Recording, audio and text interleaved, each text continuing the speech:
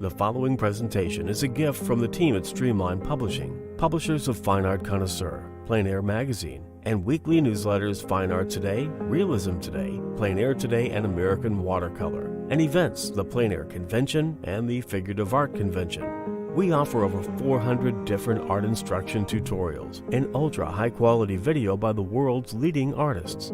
If you like what you see, help us support our artists and our team with your purchase. Each video aired has a special discount code for today only in the comments section with a link to the video offered. And to see everything we do, or if you want to receive notice of new releases, new products, and new events for artists, simply click the other link, which says, "See everything we do." Thank you. Hi, I'm Eric Rhodes with Fine Art Connoisseur and Plein Air Magazine. Sometimes as a publisher, we discover artists that are absolute rock stars that can really paint circles around everybody. Bob Rohm is an author of a book on painting. He knows how to teach painting, and he has so many secrets. You're going to absolutely love this video. In fact, I sat down with him and he taught me two things, just two little things that changed everything in my painting that I've adopted since then. I hope you enjoy this video.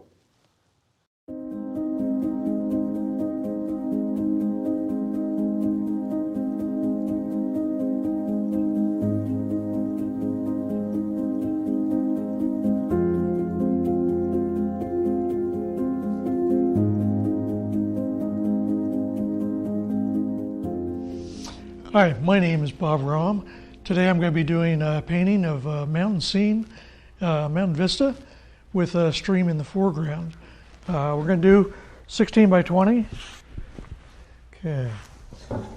We've got a 12 by 16 painting that we're going to work from. This painting was done up in part of Colorado, the southwest corner. It's a place that I think if anybody's been up there painting, they probably know this scene. There's a beautiful stream that flows through the valley there, and it's near Ouray. It's on the other side of the mountain from Telluride, Colorado. This was done in the early fall, so the trees are starting to change color, but they haven't changed over to the yellow and the orange yet. They still have a touch of green to them. So I'm going to paint similar kind of color to that, but I do want to add a little bit more color into the mountain and get a little bit more color into the trees as well. The study that I have here is a little bit monochromatic and a little dull, so we'll hopefully pick that up quite a bit. Morning light, we really want to get the warmth of the sky up here, emphasizing the sunlight coming over the mountains. Let me get my palette out. Just using some mineral spirits here. Use that mostly to clean my brush. Okay, I'm going to use mostly bristle and then some nylon bristles. The nylon brushes used to be terrible, but in the last few years they've come out with some brands of nylon bristle that have really become very nice. They're a little bit softer than the bristle, but they carry a lot of paint and they work really well. So I'm still using both bristle and the nylon. So, a couple palette knives. Don't really paint with them too much anymore. And I'm lucky enough that I brought a whole bunch of brand new brushes with me. So they're all clean and crisp. I love painting with new brushes.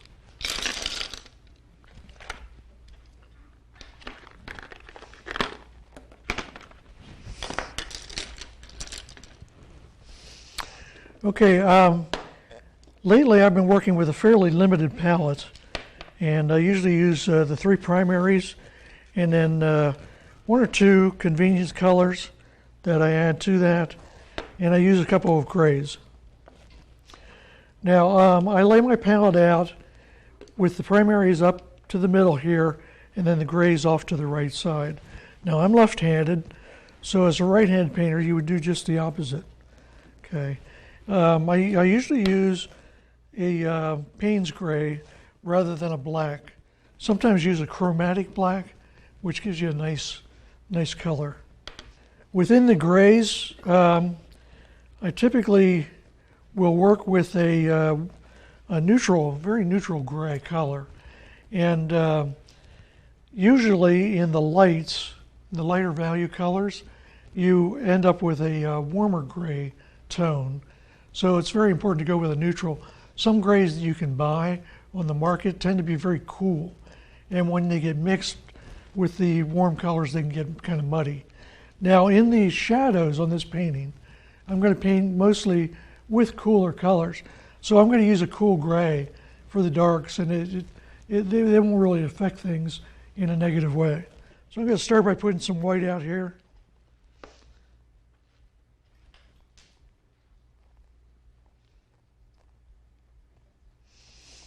Next to it, I'm going to put some cadmium yellow pale.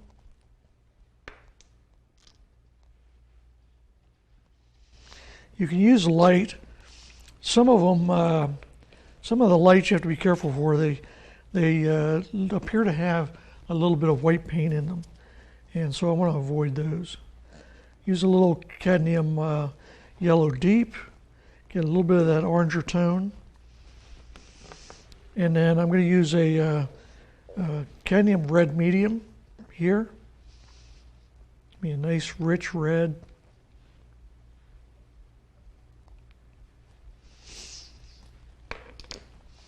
And then I'm going to use cobalt blue. We could use ultramarine blue, but the cobalt is a nice clean color. And since I'm going to put out Payne's Gray, if I don't feel like I can get dark enough, the Payne's Gray will get it plenty dark. That's an extra red. Okay, and this is going to be my middle value of gray. It's a very neutral middle value. I'll tell you a little bit more about that in a second.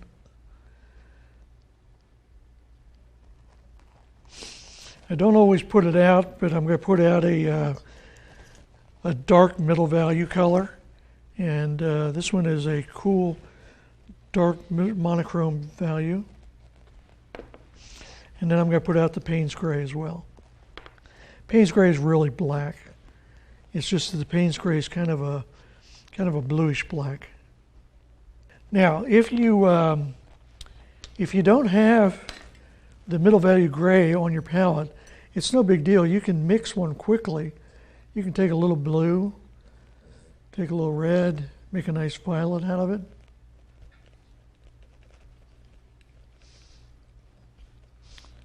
Okay, and then being a violet, the complementary color to that, it's actually a little bit more red. Probably ought to put a little more blue into that. Anyway, it's still heavy in the red. You can add some yellow. Let's go to the yellow orange since it's so red. And then that'll dull it down. Okay, so this is giving me a nice local color to work with. It's kind of what I see up here in this painting. Okay, now if we take that, we put it down here, it's a really dark color. But we can take some of it and we can add white to it and we can make that middle value.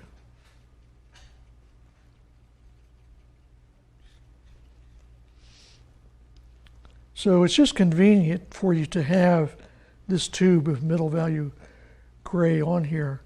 Like I say, you can mix one so easily and quickly. Well, not necessarily quickly, but you can mix one easily. Okay, and if you don't want it, if you want it darker than that, you add less white. I think I want to go ahead and make it a little bit whiter. Make it a little bit lighter. There, you can see it almost matches what's here. Still getting streaks of the blue and red off the palette knife, which doesn't hurt anything. Anyway, that's a nice light middle value gray. It's a little bit on the cool side compared to my neutral there. And you can see what I have left here is a really dark, strong color. Okay, now when I look at the painting, compositionally on the painting, it's pretty close. The center of interest is down here, but I actually want to lower this line a little bit, very insignificantly.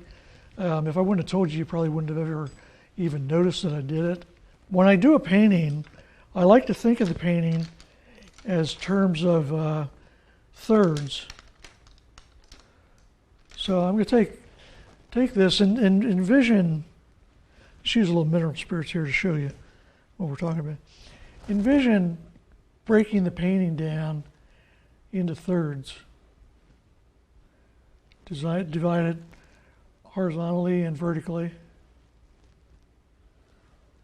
Now, any one of these intersecting points is considered an ideal center of interest. So I know, looking at this painting, I want it to be over in this area. And I'm going to use that area as my center of interest. Now, what I want to do before I get started here is I want to tone the canvas a little bit. So I'm going to pick up a larger brush, and I'm going to take this gray that I've mixed, this warm tone that doesn't have any white in it, and I'm just going to put it on the painting a little bit. Use some mineral spirits. And my main reason for this is not to work on a toned surface, but that I want to get some tone down here so I'm not staring at that pure white. And we're going to take a rag and wipe that down. And I don't care if some of this white shows through. I just don't want to work on a glaring white canvas. And then the rag is going to take off most of the mineral spirits, because I hate to work on a sloppy white canvas. Okay, now I'm going to take this same dark color that we used to tone the canvas with, but I'm going to use it to sketch in my shapes. And I'm not interested in drawing. I don't want to draw a coloring book style and then fill in all those lines. I basically just want to emphasize where design elements are. So I want to see where I want the water coming out. I don't want that angle too severe. So we'll drop it down here a little bit. Carry it over a little further.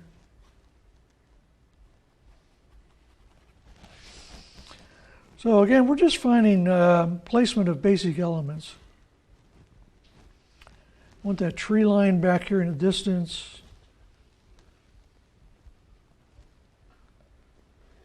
So obviously you can see this vertical and this horizontal and this diagonal are really crucial to the design of the whole painting. Okay, now I do have the river coming down through here, and we're going to go ahead and continue that off. Very minor.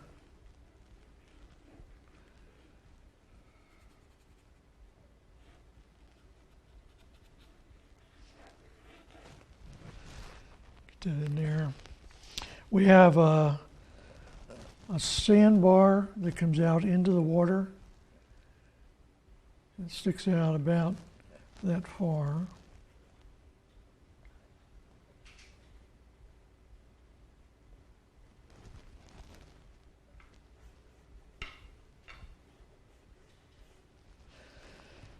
Okay. I do want this tree to come over probably about that far. About a third, maybe a little bit more. And I want to go up almost to the top of the canvas. I'm going to keep it inside the canvas though. One of the things they say to do is don't take something out of the canvas or don't put it too close to the edge. If you're going to take it out, take it all the way out or leave it in, but don't put it too close. So I think we're okay there. And anyway, we're not going to go too far with that. Just put a little piece of it here. That represents what we want to do in locating that mass. And then we want to go up and find the mountain area. We're going to lower that a little bit. Bring it down here. And we have the background part of the mountain back in this area.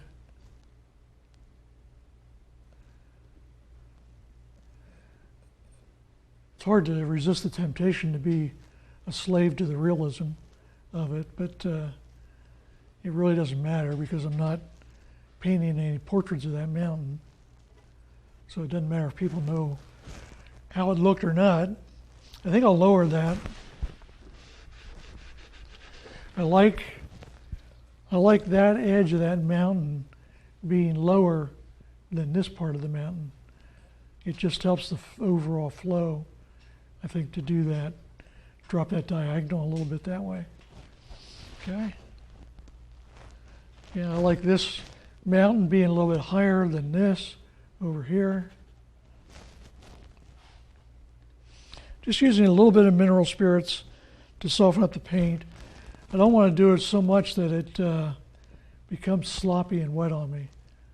Now, we have the lower hills here that are still mostly in shadow.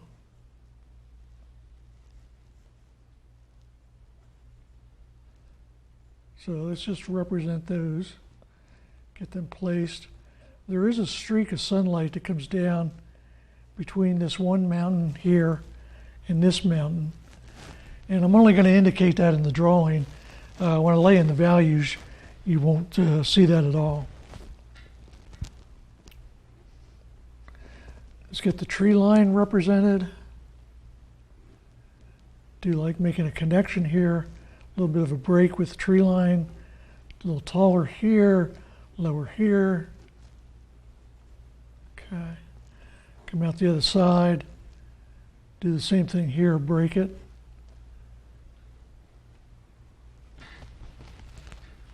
Let's raise this up a little bit. So this is when you want to adjust your composition. I'm going to lower this.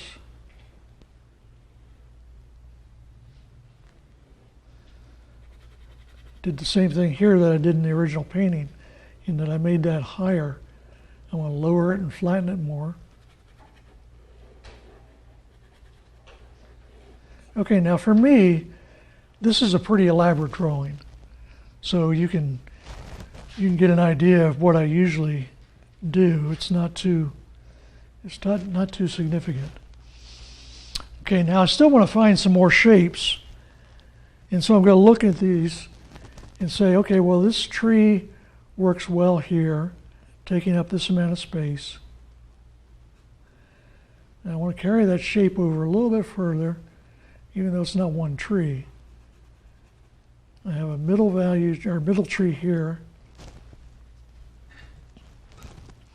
And then I'm going to bring another one over further.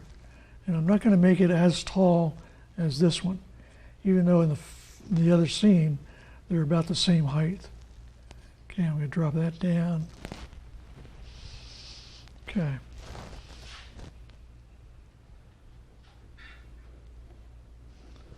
So again, this stage is about finding these proper angles and finding these placements. So, and like I say, this is much more, I don't want all that in there. I mean, I would have left it, but for your benefit, I'm going to pull it back. I do want that bank to run more along here. Okay, there's a secondary break in the water that occurs about here. We're going to put that in. Then there's some bushes that stick up. A little bit of it sticks through. This is mostly out into the dirt, so we're not going to do much with that. Okay, and then we want to find some of the, define some of the shapes. And what we have here is we have some significant shadow shapes. So I have a darker shape in here. We're starting to go beyond the drawing at this point because I'm laying in some of these shapes. Because a lot of times I don't even do this. I just pick up the big brush and start laying them in.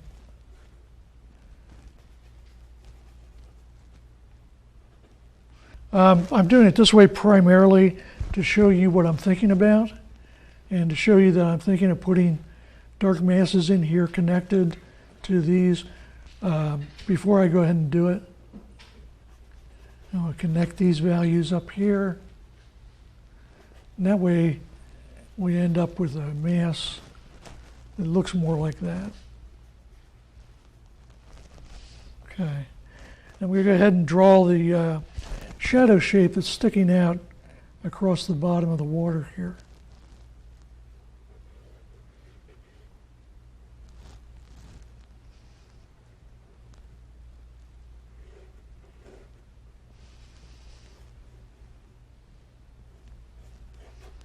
Okay.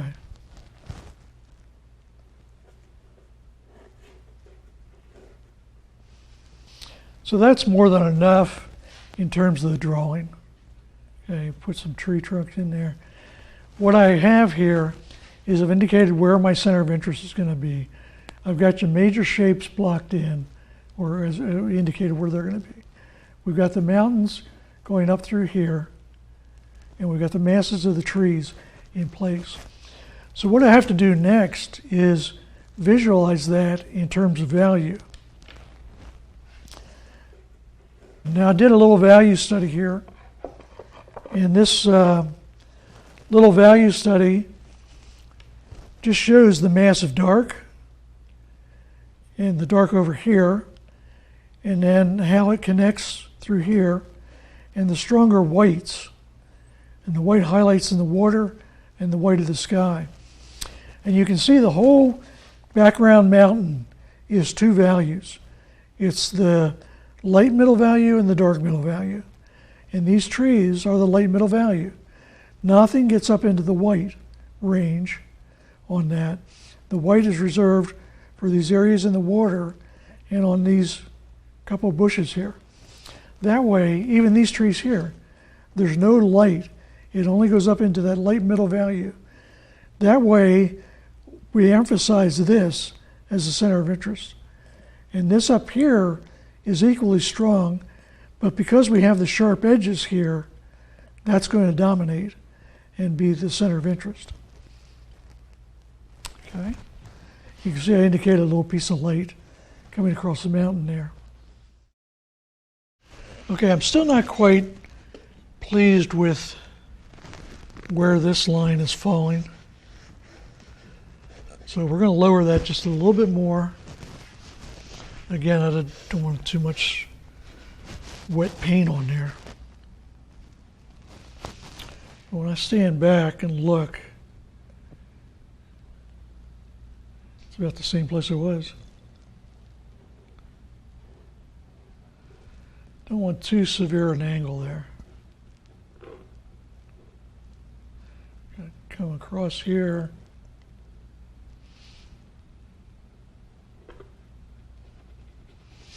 These are the things you have to work out. Make sure you have right. Now stand back. Okay. That's better. That's close enough to not worry about too much.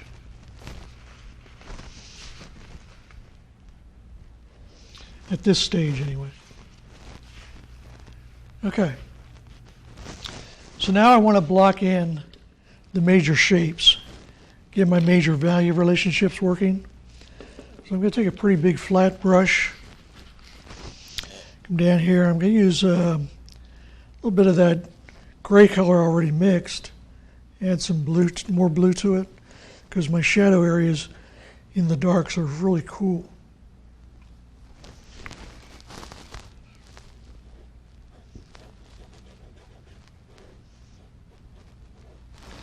And I don't want to get this too wet with mineral spirits. So it'll take you longer to fill it in like this because you're trying to fill in the tooth of the canvas. But I think in the long run, the painting is better because of it. And I don't mind changing this mixture every time I come down here.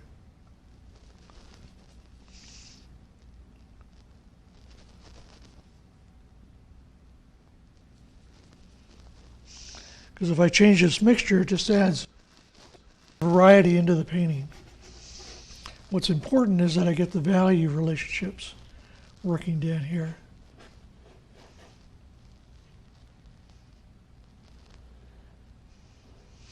So I want my pattern of dark to come across there and up into this tree that's here.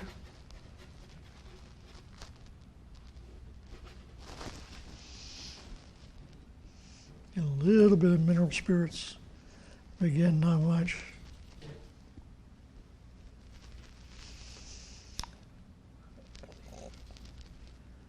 Not sure what brand of red I put out there, but obviously it's a strong one, because I usually have to take less of it than I do for the other mixtures. Okay. This is also fairly strong dark up in here.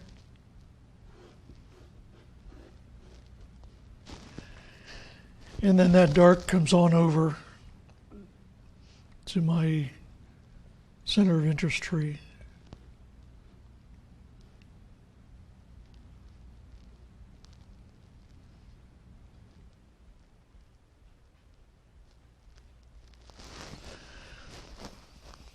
Okay, so those are the only real dark masses within the painting. And those are the only masses that I can see that don't have some white in them. So now I can move into the other grays and really lay in the rest of the painting. So when I look at these other grays, I see there's this dark value back here, and I can add just a touch of white to it. And we can add some blue to it because it's relatively cool. Okay, and I know I want the shadow across here. It's not light enough. I want that value a little bit lighter, but not as light as the light middle value. It's plenty light enough on the palette. Yeah, we're plenty light enough. So we'll just get it in here as it mixes with the other colors. Drag it out. The shadows from these trees come out onto the little land mass here. So let's pull that dark out onto here.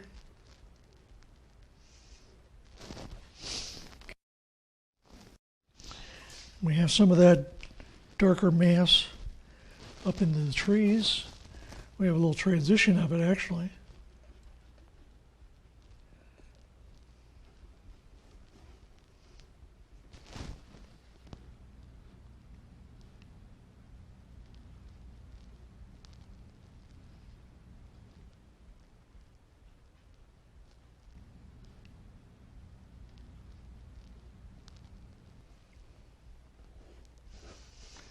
Again, this is a dark middle value, so it's going to serve as my transition between the darks and the lighter color. Okay, and we'll put that up in there. Whoops. Add some dark in the brush.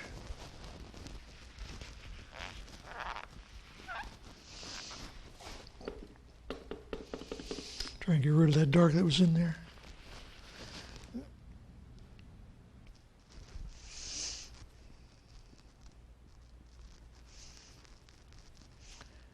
Now we move back, and I'm going to go dark on this mountain back here because it is in shadow. Where it touches the tree dark, I'm going to let it go.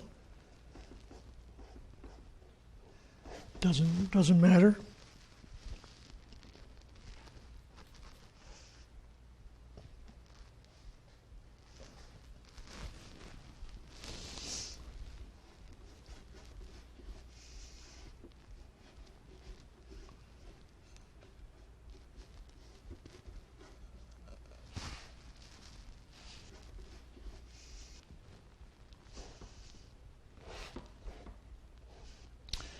My goal at this point is just simply filling in the shapes with the right value masses.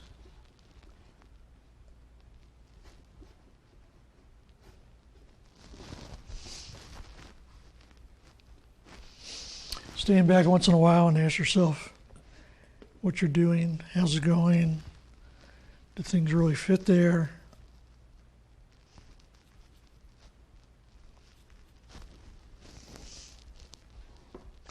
Like I say, don't be afraid to change the color as you mix. It'll only add variety to it as you paint.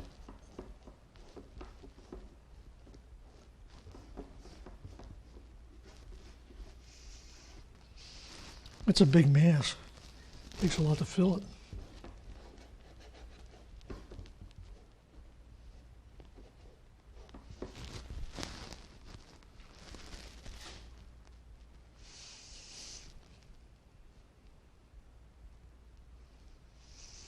Still working the dark middle value.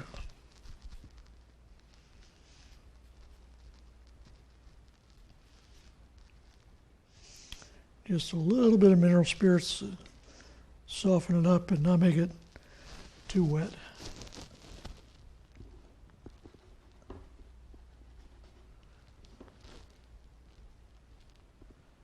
And remember, some of that was really dark.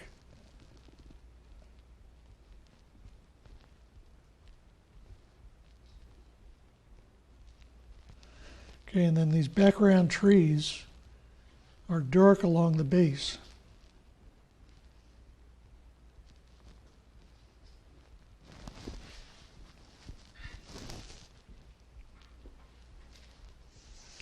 The beauty of painting like this is pushing edges back and forth.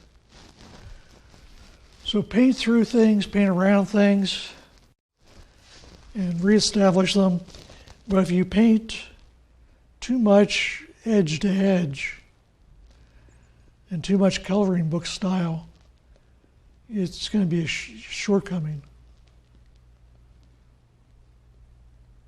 A little landmass out here has a little dark at the edge. This has a little dark at the edge. This I'm getting ahead of myself here. I'm not painting shapes anymore as much as I am drawing and thinking about how we're going to paint that. Okay.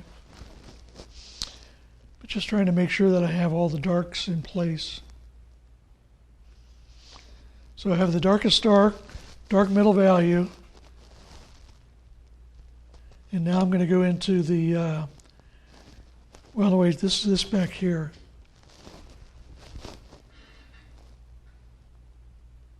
Except for the top of that mountain, I think that should be mostly in that dark value range. Let's make it a little bluer since it's more distance.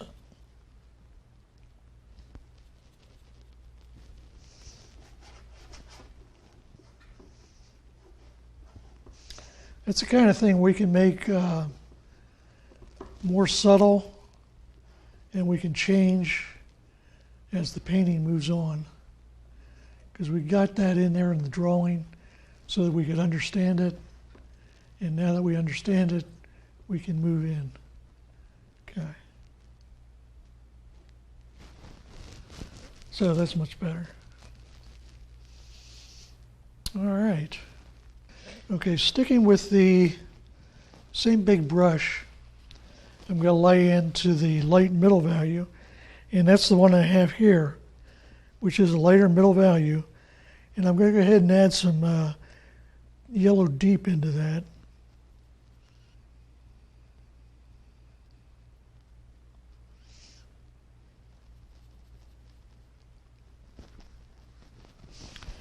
And again, that's because we, as we said, we're at that time of year when things are changing, but they haven't changed yet. But you can see that we have the light hitting the tree or trees. And they're really in a middle value range. So you don't want to go too light You want to reserve the lights. I'm trying to work with basically a 4-value pattern here.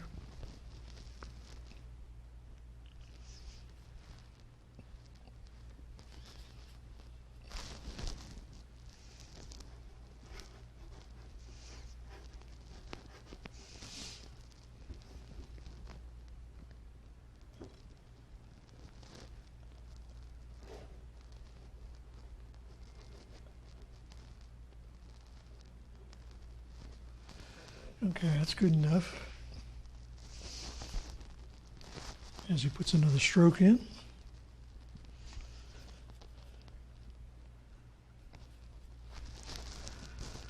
Now, I want to come back here and find some of the color that's on these trees in the distance. And I'm going to pull that right down.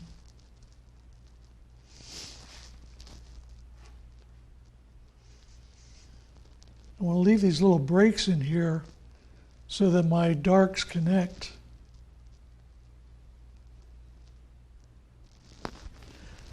Just in a couple spots. Okay, and let's make that center of interest tree a little bit yellower, but again, still in the same value relationship.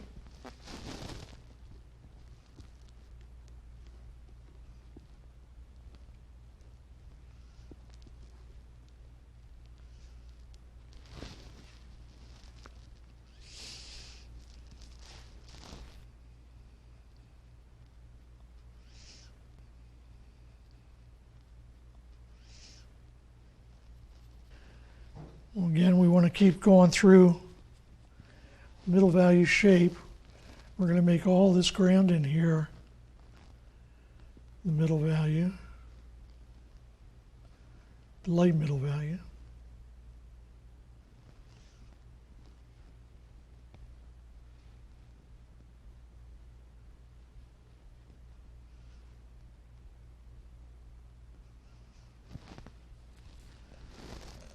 Find the edge of the water here.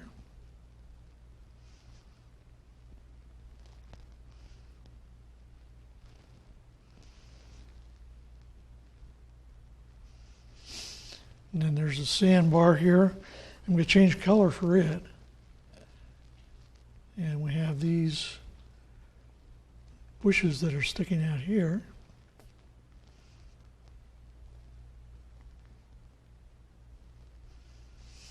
But again, I'm trying to get the big masses in place. Get a color down that works for them. I use a little bit more yellow and a little bit touch of red just to do these this section of land out here.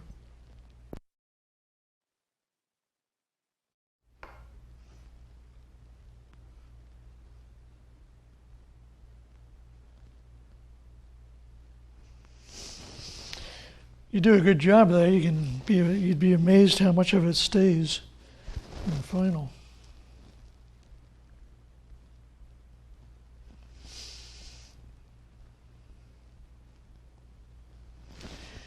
Now the ground plane there can be a little cooler.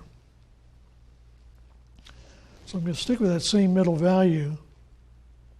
But I'm going to make this background plane just cooler. Getting a little ahead of myself here. But that's just kind of a note to me. Say, remember to make it cooler. Okay.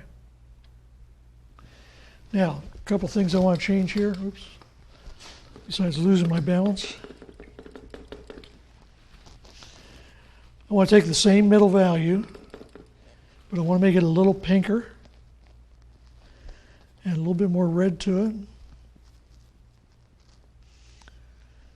So even though we're changing the color up on it quite a bit, it is the same middle value. Because I want to represent what's going on with these sandbars, which are actually rock bars.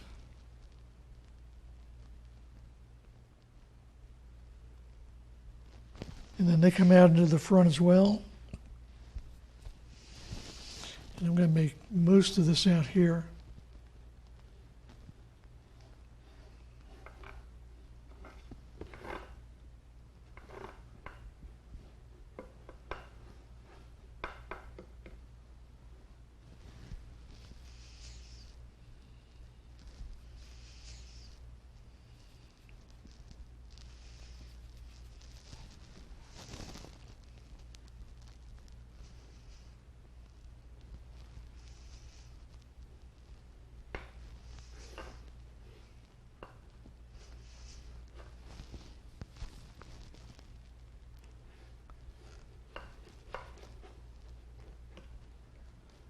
Now, if I was painting out on location, this is the same way I would approach it. Looking at my masses, trying to get in the shapes, trying to get in the right value relationships. Okay, now let's clean off this brush a little bit. Maybe I'll even switch brushes. Let's go to a bigger bristle brush because it carries more paint, a little thicker. If you rinse them in mineral spirits first before you add paint, when you add the paint, it won't get buried up into the hilt, and it'll be easier to clean your brush.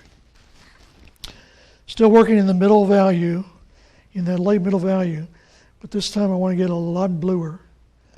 So I'm going to take that and add a lot of blue to it.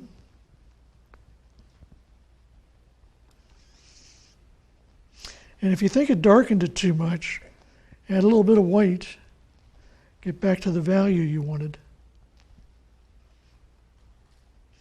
Okay, that's pretty close.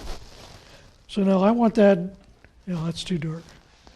As soon as you get it up on the canvas, it looks all right on the palette, but when you get it up on the canvas, you can see it's too dark. I want to get this cooler out in here, get more representation of the water.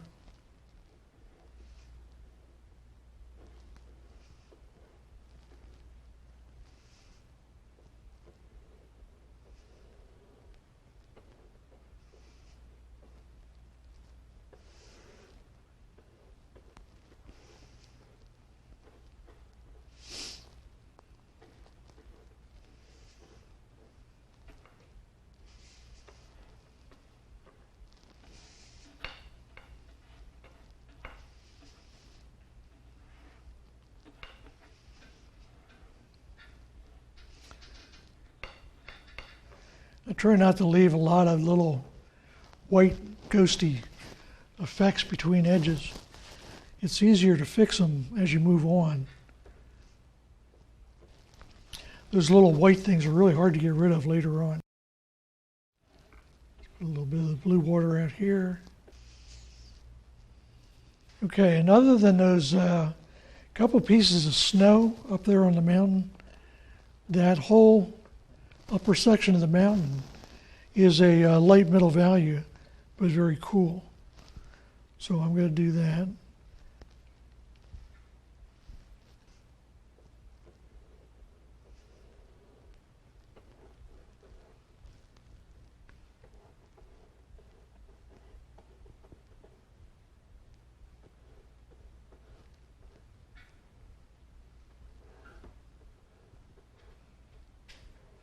Changing up the shape of it a little bit, make it a little bit more interesting.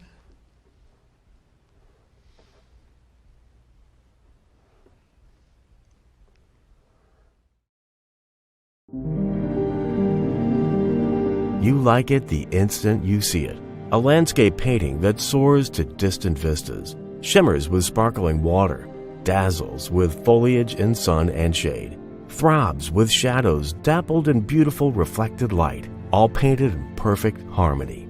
But how can any artist get all those spectacular harmonious effects? More importantly, how can you get all these effects? Bob Rohm is just the master artist you need to show you how to get gorgeous results. Results that will win you recognition and respect as an accomplished landscape painter. So here's the really good news.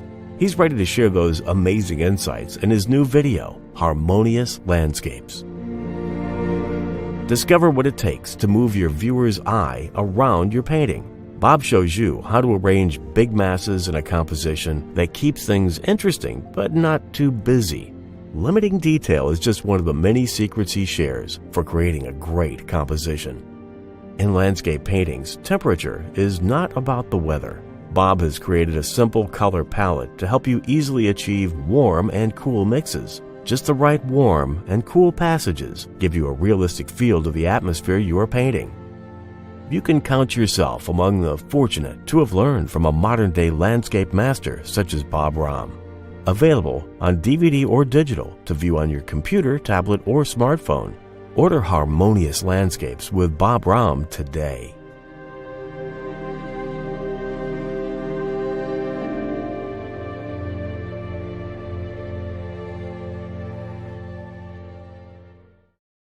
Well, that was Bob Rohm.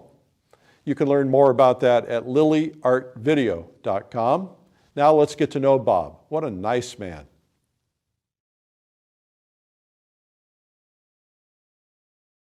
Hi, I'm Eric Rhodes, publisher of Fine Art Connoisseur and Plein Air Magazine. Today we have Bob Rohm with us. Bob, welcome. Thank you. So you're this unbelievably fabulous painter. You've been painting for how long? I've been painting all my life. Started as a teenager. I quit for a few years after art school. I was in the video and film production business, and it's in the late 80s, I kind of quit that and started painting again.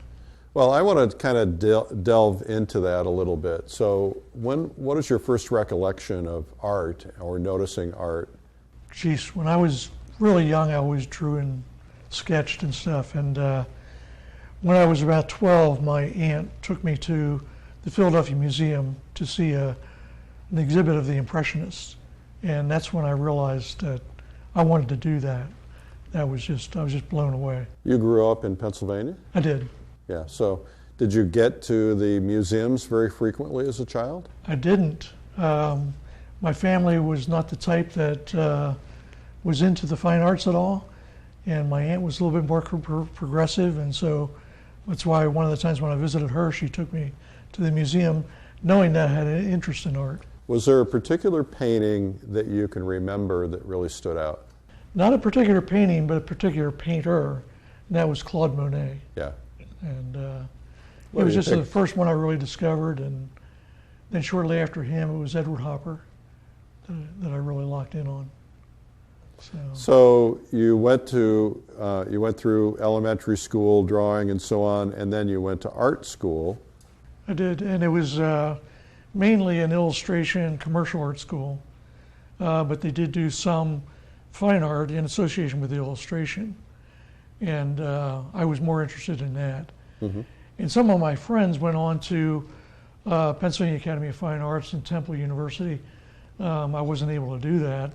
I had to get out and work. So I got a job with a film company out of art school. And what kind of things were you doing in the film company? We were doing industrial films for Kodak and Armstrong World Industries. Mm-hmm. All kinds of training and marketing and that type of thing, non-theatrical type of production. So I'm always curious when I hear stories about people who were in a job, another industry, and then all of a sudden they quit to become an artist. Was there a seminal moment that you said, I can't do this anymore, I have to focus on my art? Well, I painted for a long time after art school as a Sunday painter while I earned a living in the film video business. And then that got too demanding and I stopped painting altogether. And then when I went back to painting, I never really left it. I always wanted to paint. And so I got really frustrated with the film video business and dealing with the clients and so forth. So I got a break and I painted several paintings real full time. And that's kind of when I decided that I'm going to get back into art full time. And so did you just go cold turkey? Did you just quit your job? No, I was fortunate enough to be well established enough at that time that I was able to freelance when I wanted to as a producer, director, and editor also. So for the next 10 plus years, I would spend most of the winters in the video and film business and then spend the rest of the year painting. Mm-hmm. And that's how I made the transition then back to painting full time. So, as you know, I teach marketing, and I'm always curious about artists and the development of their careers. You've become a very successful artist. You're in 6 galleries, I think, something like that. At least, yeah. At least. And so you have been making a living as an artist since those days. Right. What was that process like for you? How did you become established? How did you get to the point where you were able to make a living? Mainly, I had to start teaching workshops, which I probably taught long before I should, but it was because I needed the money. Why do you say long before you should? I don't think that I was, my skill level was quite high enough. My knowledge was there, but my skill level wasn't up to it, I don't think. Mm-hmm. And so the information I put out to people was good, but I just wish my skill level was better. Well, you never know, though, because some of the people who were learning from you probably Right. didn't have the skill level that you had. Right. And so you were giving them what you knew, and that Sure. had value. Sure. Every once in a while, I'd run into somebody who was equal to or better than, and it was obvious. But for the most part, I was more accomplished than the students were. Mm-hmm. But it worked real well. And how many years did you do workshops? Oh, long time, since 1990 was when I started with workshops. And do you still do them? No, I phased out about 3 years ago. Uh-huh. I taught at Ghost Ranch for 25 consecutive years. Did you really? Yeah, and that was my longest single location, and I really love Ghost Ranch. But if you'd asked me 4 or 5 years ago if I'd stopped teaching, I'd have told you no. I couldn't envision myself ever not teaching. And then all of a sudden, I just didn't feel like doing it anymore. Mm-hmm. I think I got tired of the travel as much as anything. Probably. So I just phased out, and the past 2 years I did 1 workshop each related to judging a show. And other than that, this year I haven't done any. So let that be a lesson, folks. If Bob announces a workshop, jump on it, because he doesn't do very many of them. Yeah, I keep having people ask. They ask all the time, but I'll let them know if I do. So now that you have the perspective, you've done this quite a while. Mm-hmm. Is that the right track for an artist to go, or would you tell them maybe a different track in order to get themselves established? Probably tell them a different track, because I realized at some point, I don't know exactly when, that if I'd have stuck with painting from art school, it would have really been a struggle for at least the first 10 years. But I could have made it, and I could have succeeded as an artist. I didn't have to go to another career. And that's probably my only regret, is that I did do something else for 15 years and freelance plus beyond that. So you now, lost. that was nice in that it provided much more income Right. than I ever would have had as an artist. But Well, it also provided you some training in other areas. I would imagine in the film industry, you learn a lot about composition and light. Sure. That probably has applied to your painting. sure, and I learned a lot about photography. Used to do a lot of slideshows back then. That was before the digital age. Right. So Yeah, it's a lot easier now. yeah. So the advice then that you're giving to artists is once you get out of art school, or once you're ready, just jump into it. Just pursue it. Yeah. If you think you're going to make it and you're willing to make the commitment, then bite the bullet and do it. I think that's an important lesson, because I encounter so many artists that put it off. I have a friend who's a FedEx driver.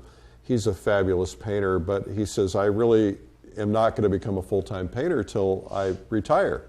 Mm-hmm. And that's, 20 or 30 years from now. And so he's going to lose all that opportunity. Obviously, he has to make a living, has to support his family, but you're putting it off. And there's probably also a certain age range where you have more strength as a painter, right? You don't lose your energy and so on. Did you find that to be the case? Absolutely. The peak years are from 30 to 50. And I think it's true of almost anybody physically involved in something. But you really mature around 40 as a painter. And then between 40 and 50 is really when you're really pushing it great, I think. And so if you give up those years to something else, I don't think it's something you ever get back. That I think sets you up for when you do enter your mature years. You have all that from those earlier years to lean back on and fall back on and remember. And if you didn't go through that, you're going to have to try to tackle those when you're in your 60s and 70s, when you don't have the energy that you did back in those days. Well, So- we have a lot of people who come into painting after they've left their careers. Right. Maybe they never even had taken it up as a child or college or something, but now they're interested in it. So is there no hope for those people? Oh, there's definitely hope. Some people have an innate ability that they have it whether they spend a lot of time working at it or not. I was one of those people too that said, when I retire, I'm going to go back to painting full time. Mm-hmm. And back in the 80s, I had some problems with my eye, my left eye in particular. And I realized what's going to happen if I get to be 65 and I can't see anymore. Right. I'm not going to do the one thing in my life that I always wanted to do. So I first found a way to make that transition and get out of the video and get back into painting, because I did not want to miss painting during my life. And So once you start becoming a full-time painter, everything changes. yeah, if that's your passion, Right. that's it. Yeah, But you go from doing nights and weekends like I'm doing yeah. to painting all day, every day, or many hours every day. Right. How long from that point does it take before you really see maturity set in as an artist? I don't know that you ever do. I mean, I look back at paintings I did 20 years ago, and there's elements of them that I like better than what I'm doing now. And I look at things I'm doing now and say, there's no way that I would give up this for what I did then. Right. So it's hard to say. Yeah. I do like the maturing that my painting has done, but it's definitely different than it was. And I don't know that I would judge better or worse. For me, it's better, Yeah. not necessarily for sales. Well, there's a I don't know if it's a myth, but there's this belief that at least if you're doing it 6 or 8 hours a day, 3 or 4 or 5 days a week versus, a little bit on the weekends and nights, that you're just going to get more tuned up. I know when I stop painting for a while, I lose it. Sure. I'll take time off and just not do it, and then I'm rusty. But when I go to my event in the Adirondacks, for instance, I paint every day. I paint twice a day. At the beginning of the week, I'm not painting well. By the end of the week, I'm painting really well. Good. So I would imagine that if you're doing that every day consistently for a long period of time, you're going to see a positive curve. Exactly. Yeah, I agree with that completely. Yeah. Because every once in a while you hit layoffs, and for whatever reason that is, business or family, whatever, and you definitely notice a difference. And it takes a day or two to get back into the swing of things. So what's it like having to feed 5 or 6 or 7 galleries enough art that they're going to have art to sell and enough that you can make a living? Unfortunately, it's not a problem for me because they don't sell that quickly. Yeah. Some artists sell virtually everything they paint, and for them it would be a problem. They can only handle 1 or 2 galleries at the most. Uh-huh. But for me, I keep them well supplied and occasionally have to trade things out. So And do you paint pretty fast? I do. Yeah. I've always been a fairly quick painter. I think I think painting plein air helps develop that into an artist. You tend to do things in a style that you can accomplish in 2 to 3 hours. And so if you do that a lot, when you're painting indoors, you kind of adopt that same style, even though you don't have the same constraints on you that you do outside. So did you start out as a plein air painter, or is this something you discovered somewhere along the way? I discovered it along the way. I mean, I did do some of it back in art school way back when, but it was never a thing. It was mostly working live from the subject more than it was experiencing the outdoors. So people tell me that they have pretty interesting changes in their work once they start going outdoors. Oh yeah. Tell me about that. Well, I know for a fact the first 2 years I painted outdoors, I threw away everything I did. And even to this day, when I go outdoors, I never paint outdoors with the intent of getting a finished painting for the gallery. If it happens, great, but that's never my intent. Whereas if I'm in the studio, I expect every painting coming off the easel to be a gallery painting. And so that's a mindset that's just totally different. So it removes the pressure, doesn't it? It creates pressure in the studio, but it removes the pressure outside.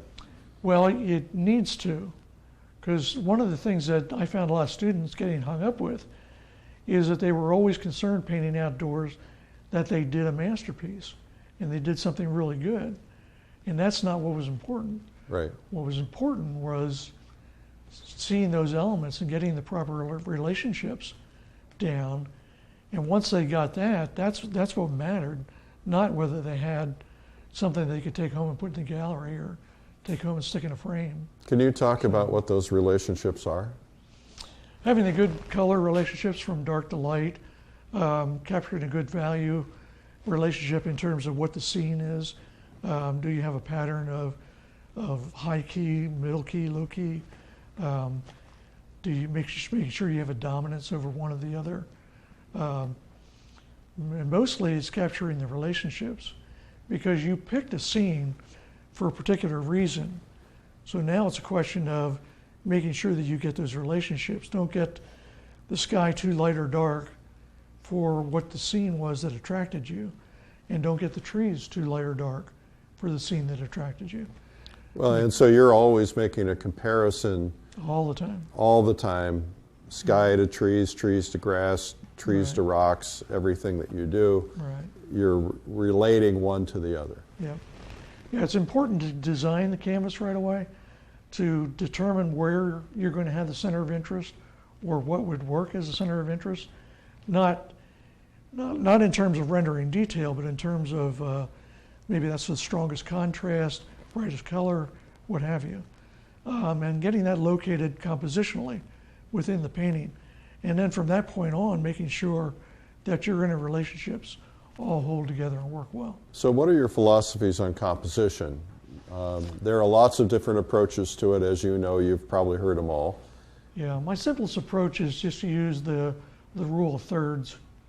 I divide the canvas top to bottom, horizontal and vertically, in thirds, and then that gives you 4 intersecting points. So it's like a tic-tac-toe board. Right, and any one of those 4 points is an ideal location for the center of interest. So it doesn't matter which one of those 4 you choose, but put something there and make that your center of interest. Now, do you, some people will put a center of interest in one of those intersections of the lines, but they'll also try to put something else of interest in those other places. Sure. Do you do that? Yes, absolutely. You want to lead the eye around the painting. And how does the eye come in? Does the eye read like left to right, right to left? I think normally it comes in from the left to the right. And generally you're trying to make a circle around many ways like the Nautilus shell and end up at that central point where your center of interest is. And what kind of tools do you use to try to drive the eye? Because it's real easy. We see a lot of people will take the eye right off the canvas, for instance. Yeah. What are the things that will help lead the eye, and what are the things that take the eye away? The eye is drawn to warm color and contrast. So anytime you want to attract the eye to a particular spot, just increase the color temperature or the contrast in that spot and then let it move on. Don't be careful not to make it compete with your center of interest though. So I usually try to establish the strength of my center of interest, not resolve it, but describe the strength of it right from the start. And that way I can, as I develop the painting, I can make those elements move and guide you around. Now, that same kind of contrast and warmth of color on the edge will take the eye right out. So you may have a very warm area and a strong contrast on the edge. You just have to minimize that. It's like a white tablecloth in a still life. You never want to paint it white down at the edges. You always want to gray it off down to the lower parts so that the eye will never go down there onto the edge and off, but it will follow it around to your center subject. So when you go outdoors, do you paint you look at the scene, you probably do a sketch? No, not anymore. No. Okay. I used to do sketches a lot. Now I just go right for the canvas. And do you put your center of interest in first and then work your way out? No, I usually I identify it. I know where it is, but I block in the structure of the shapes and start with the dark masses and how the darks tie in and move you to the center of interest. Okay, that's kind of how I start.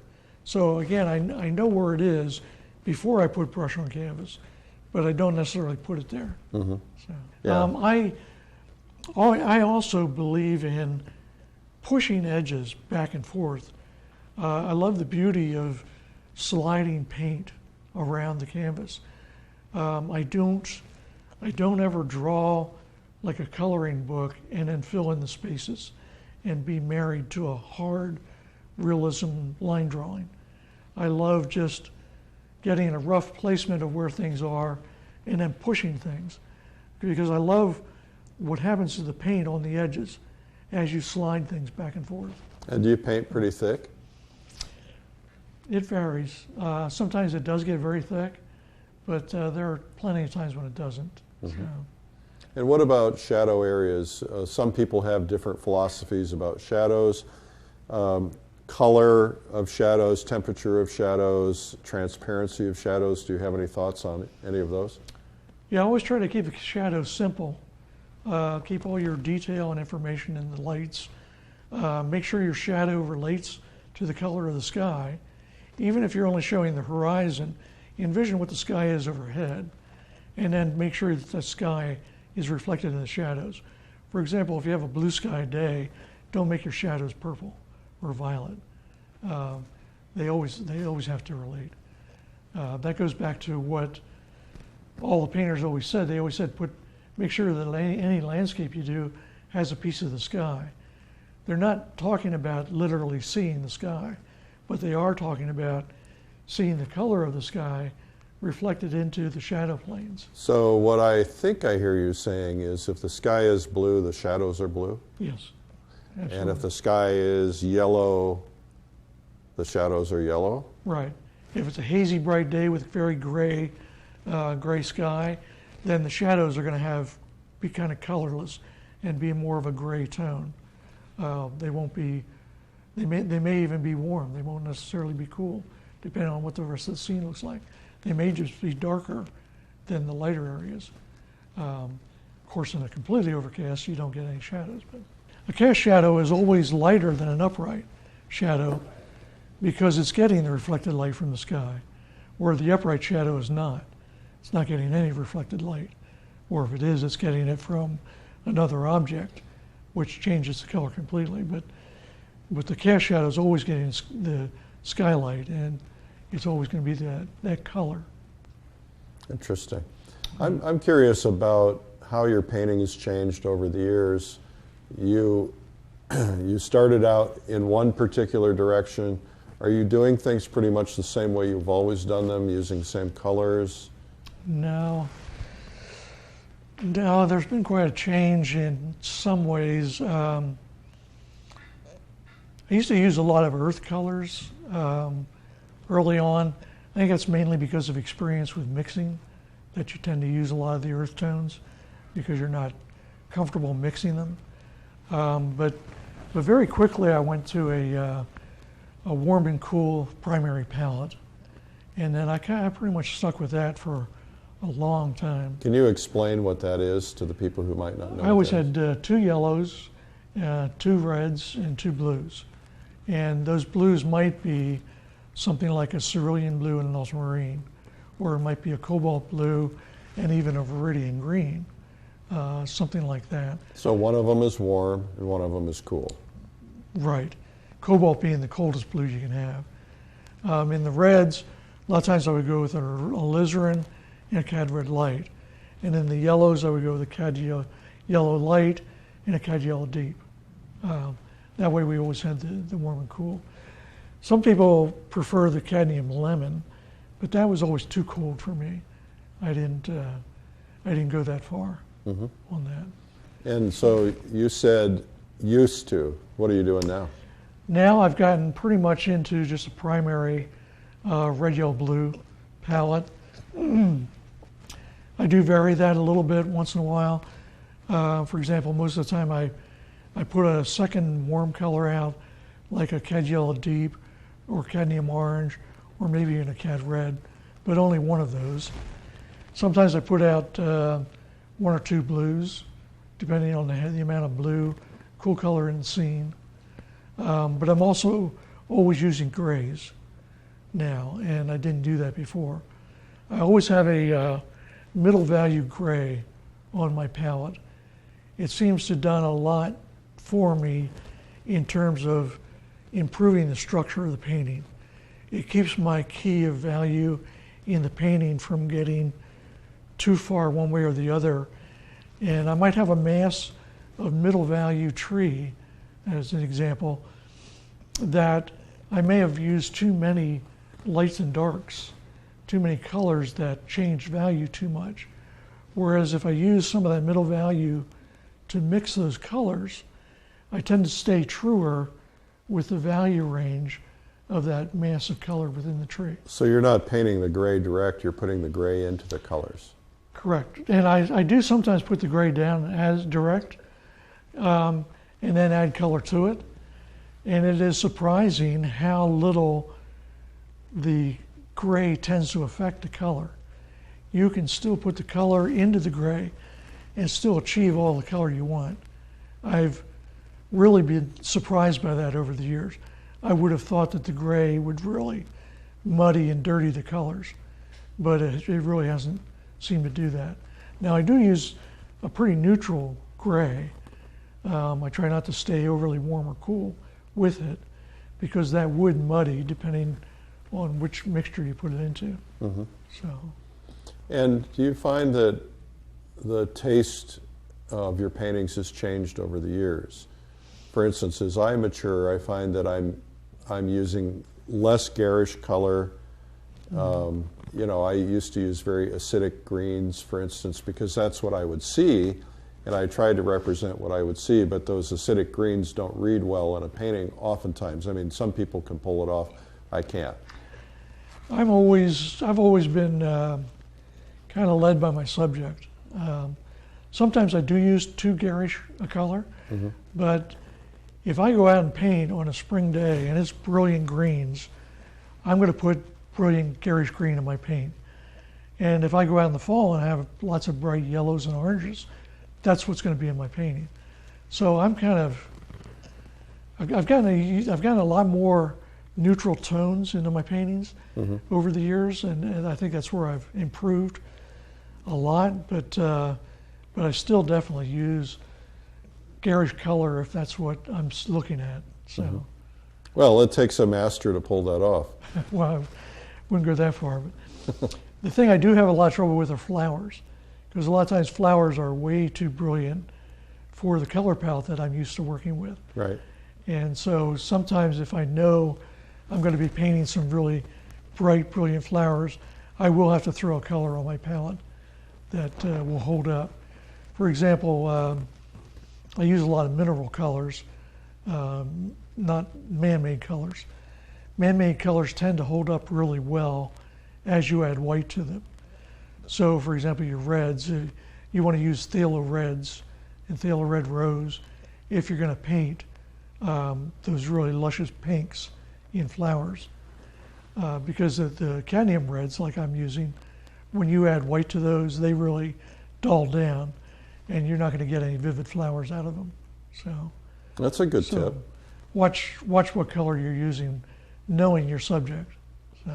So for the beginner who's watching this, who maybe this is the first time they've picked up their brush, maybe they're learning from scratch, what is the process that you recommend someone follow when they're learning to paint? Is there a way that they can maybe take some shortcuts so that they don't have to go through years of experience? Are there certain things that will help them get along faster? I don't think there's any real shortcuts, but I do think if you concentrate on visualizing the shapes and getting the structure of the painting down so that you have a good value relationship, that's most critical, whether you ever finish the paintings or not. If you concentrate on making that work, just doing lots of really good starts and making that plan work, then you can start concentrating on what is the temperature of the colors. Is the painting mostly warm color or cool color? So now you've got good value relationships, and now you get good color temperature relationships working. And then you can start manipulating those shapes and modifying all those shapes so that you may have a mass of a mountain that is all kind of a blue-gray color. Suddenly you can start putting some cool grade greens and some cool grade violets, but all the values are correct. And that way that mountain plane now has all that liveliness of color, but it still structurally holds where it's supposed to. And the same with the foreground trees or whatever subject you're looking at. So initially just see those flat shapes, then begin to modify them. So I would describe that as starts. Just do lots of starts. The tendency of a new painter is to put all the detail in Oh, first, absolutely, right? yeah. So you're basically saying, squint down, look for big shapes. Right, forget the detail. Yeah. If you're worried about detail, take a pencil and a sketchbook and concentrate on detail. If you want to learn to paint, concentrate on the shapes. You can always add that detail to the painting, but you need to start with the structure of the painting first. So if you want to develop your ability to draw, that's fine, but don't try to combine the two too early. Make sure that you understand the structure of painting first. How do you create form? What's the process to make something look like it's three-dimensional? I always tell people to envision carving something three-dimensionally out of clay. So if they were sculpting these edges three-dimensionally, what would that look like? Which way would the brushwork go? And how would that look? And as that's seen, catching the light, is this plane up here going to be a little darker? Is it going to catch some of the skylight, be cooler? Is it going to be over here and get some of the reflected light off of this other object? What will that sculpted form look like? And what will those planes of that shape look like? A bush is a perfect example of that. You can look at a bush, and if your light direction is coming from the side, your shadow side's over here, your object next to it may be casting really beautiful reflected light onto the shadow side. The top may be catching lots of wonderful light from the sky. You may get the warmth of the sunlight hitting it, and then you have the shadow side, which is very neutral to the color of the bush. So you can have a whole range of color in that one object. Well, Bob, thanks for coming in today. It's a pleasure to talk painting with you and to learn from you. I've learned a couple of things already that I didn't really fully understand, so it's been very helpful. Oh, thank you, Eric. I appreciate it. it's been fun for me as well. Thanks for coming in. Yeah, good. Well, that was Bob Rohm. You can learn more about that at lilyartvideo.com. I really appreciate you tuning in and watching. I hope you're enjoying these videos. I'm Eric Rhodes. You like it the instant you see it. A landscape painting that soars to distant vistas, shimmers with sparkling water, dazzles with foliage in sun and shade, throbs with shadows dappled in beautiful reflected light, all painted in perfect harmony. But how can any artist get all those spectacular harmonious effects? More importantly, how can you get all these effects? Bob Rohm is just the master artist you need to show you how to get gorgeous results. Results that will win you recognition and respect as an accomplished landscape painter. So here's the really good news. He's ready to share those amazing insights in his new video, Harmonious Landscapes. Discover what it takes to move your viewer's eye around your painting. Bob shows you how to arrange big masses in a composition that keeps things interesting but not too busy. Limiting detail is just one of the many secrets he shares for creating a great composition. In landscape paintings, temperature is not about the weather. Bob has created a simple color palette to help you easily achieve warm and cool mixes. Just the right warm and cool passages give you a realistic feel to the atmosphere you are painting. You can count yourself among the fortunate to have learned from a modern-day landscape master such as Bob Rohm. Available on DVD or digital to view on your computer, tablet, or smartphone. Order Harmonious Landscapes with Bob Rohm today.